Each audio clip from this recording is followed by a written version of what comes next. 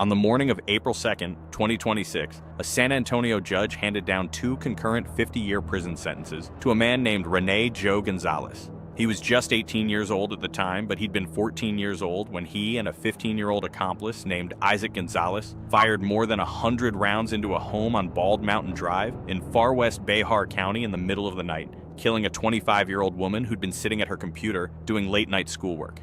Rene got bond in the slang, which would end up being a grievous mistake. By the time Rene Gonzalez was old enough to legally buy a drink, he had already killed two people, was facing 2 murder charges, and had led police on a 100-mile-an-hour chase while going live on Instagram, so his followers could watch him run from the cops.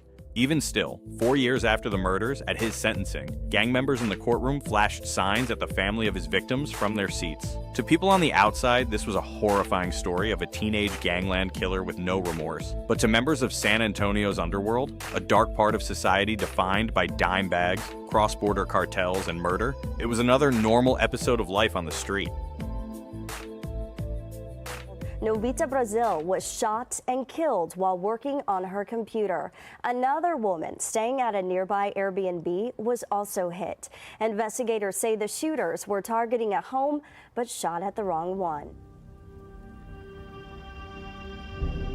Bexar County sits in south-central Texas and is known mostly for the city of San Antonio, the 7th largest city in the United States. For reference, the United States is home to at least 2,600 urban areas, making San Antonio not just an impressively busy city, but also a hotbed for criminal groups, both homegrown and from over the border.